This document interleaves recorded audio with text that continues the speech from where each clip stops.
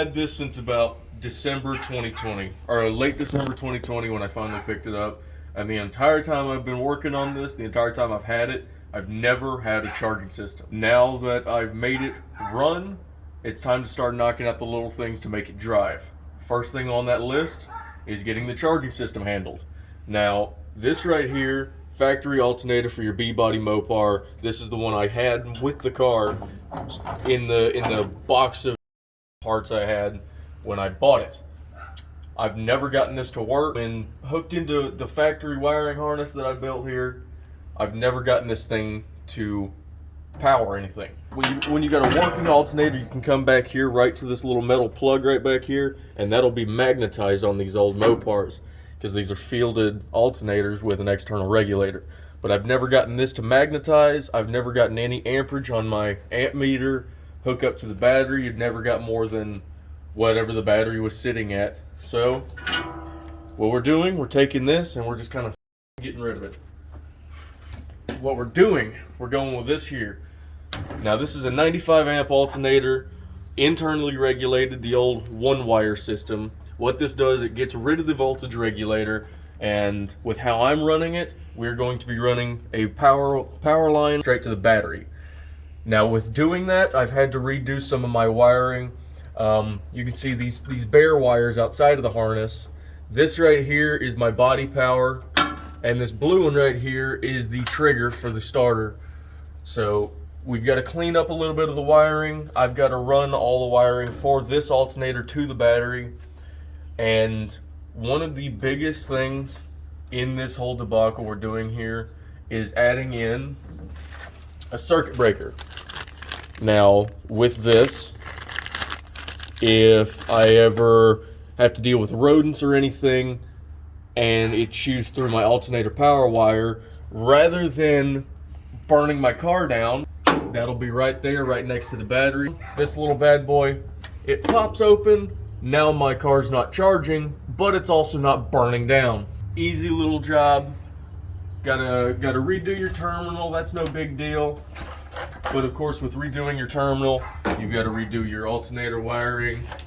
In my case, I've got to redo my starter wiring, which is why I have this right here. This is 1/0 gauge, oxygen-free copper wire.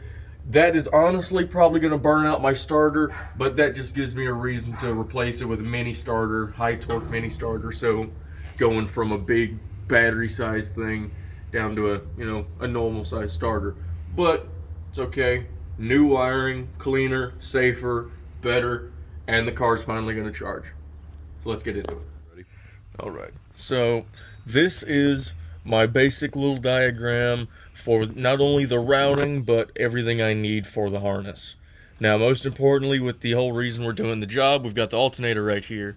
You can see we're feeding it with 8 gauge red as instructed by the manufacturer of the alternator. That is the minimum size wire we need to feed the power to the battery. That is 8 gauge red. It's got a quarter little lug right here. Come over here. We've got what is supposed to be our circuit breaker. Now these lug sizes are wrong. When I ordered from Summit, they said they were 3/8 studs, but they are not. They're actually 1/4 inch, but that is just a small change in the diagram. Of course, that comes off the alternator into the breaker, right into the battery. We're gonna have a trick little terminal so we can just pop it right into the terminal and not have to deal with it again. Also coming off of the terminal, this middle line right here comes up into our starter solenoid. That is our body power. That is also going to be a 10 gauge red. It's got a 5/16 lug up here, also coming down into the terminal with the crimp style ferrule going right into the terminal. And the biggest run off of this terminal is going to be our starter feed. Come over here, starter feed, that is a 1/0 red going into the motor, starter motor. Also on the starter motor, we've got another little lug right here. That is a 1/4 inch lug, and that is our blue wire coming in, coming off of the starter loom that goes from the battery down to the starter. It loops right up here, right in this junction, comes back up into the starter solenoid. That is a 10 gauge blue starter trigger, and that is a male style connector on the actual starter house, or on the starter solenoid. So this wire is going to have a female connector on it. And that is our entire diagram for this little job, with the general routing as to where each wire is going to be in relation to the motor. So it's going to come up the passenger bank, across the firewall, down the driver fender, into the battery.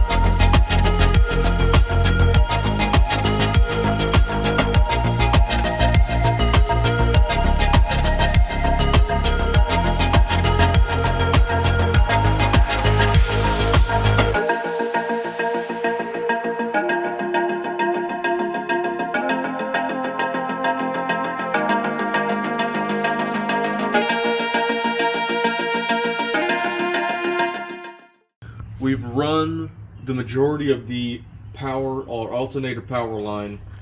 Got the alternator all set up. We've got it terminated at the alternator end. It is coming along the body into our circuit breaker. Now, this is the battery side of the circuit breaker. That is going to come out here and loop into the battery terminal. And up next on the agenda, which that we are actually able to do without starting on the battery terminal, we're going to be starting on the starter. Now I've already got this one all crimped off. This one's ready to hook onto the starter, but next we need to get the starter feed line and get that terminated, get it routed up along with the signal, and have it ready to terminate into the battery.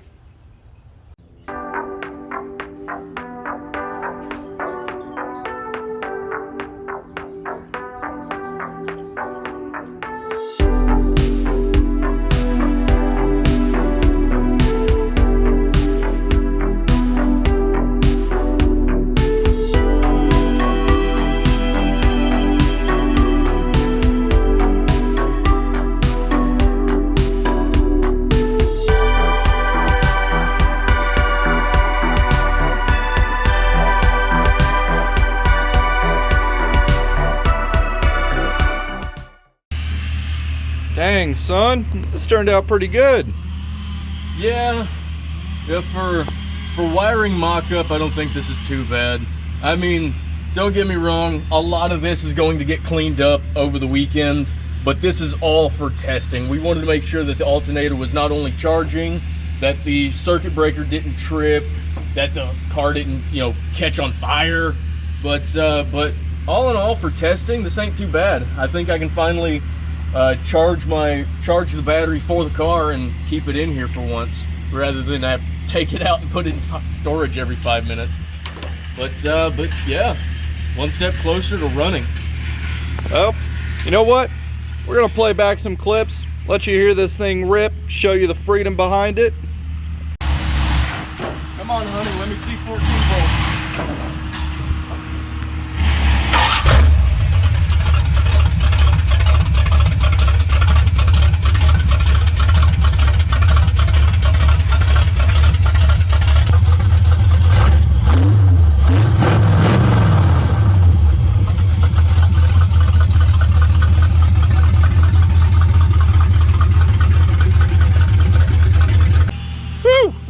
was a lot of freedom there, buddy.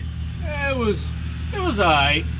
I think this carburetor's holding the old girl back, but that old Carter is gonna go on the shelf next. I'm gonna pull apart this engine harness. I'm gonna get rid of all the stuff I've bypassed, such as the voltage regulator and the field wires for the alternator, as we don't need that anymore. And with tearing the harness apart, I'm gonna redo it. I'm gonna hide in the alternator feed lines, and come back down here. We'll have this nice and looped. This can actually stay like this because I've got to pull this out for the batteries, but that's whatever. But all of this mess is going to get Frenched in. I want the starter power and signal. I want those to both be heat shielded, so that's one of the things on the list. But just clean up the engine bay harness, and up next is getting rid of this fucking garbage. Because Carters, they're cool for, you know, stock cars and whatnot, but at the end of the day, I can tune a 4150 a little bit better than a Carter. So we're gonna be going with a Holly. Well, not exactly a Holly. We're gonna be going with a Demon, but you know, same platform. Well, hell yeah. Anything else you want to add? All right. One step closer to getting arrested.